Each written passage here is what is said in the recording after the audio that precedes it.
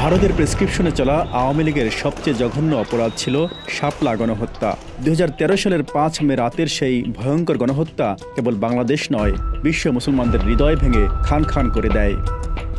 সূত্র বলছে, শাহবাগের গণজাগরণ মঞ্চের বিরুদ্ধে ইসলাম অবমাননার অভিযোগ এনে সৃষ্টি হয় হেফাজতে ইসলাম বাংলাদেশের। দেশের কওমি ঘরানার বিশাল একটি অংশের নেতৃত্বে এই সংগঠনটির সূচনা হলেও তাতে সম্মতি ছিল দেশের ইসলামপ্রিয় জনতার।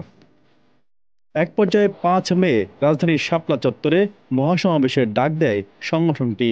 এদিন রাতেই সংগঠনটির লাখ লাখ নেতাকর্মী শাপলা চত্বরে অবস্থান নিলে রাতের অন্ধকারে সেখানে গণহত্যা চালায় হাসিনা সরকার।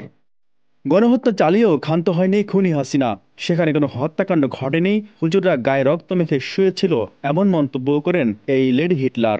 সে সময় ওই গণহত্যার হতাহতদের তথ্য প্রকাশ করে রসনালে পড়ে কয়েকটি গণমাধ্যম বন্ধ হয়ে যায়। জেলে যেতে হয় অনেক মানবাধিকার কর্মীকেও।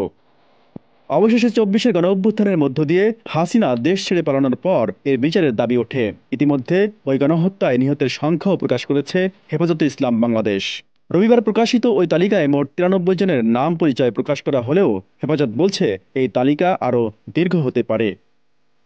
এদিকে ওই গণহত্যার পর উল্টো হেফাজত নেতাদের নামে দেওয়া হয় ৪৮টি মামলা। হয়রানিমূলক ওই মামলাগুলোর কার্যক্রমও স্থগিত করা হচ্ছে বলে জানানো হয়েছে হেফাজতের পক্ষ থেকে।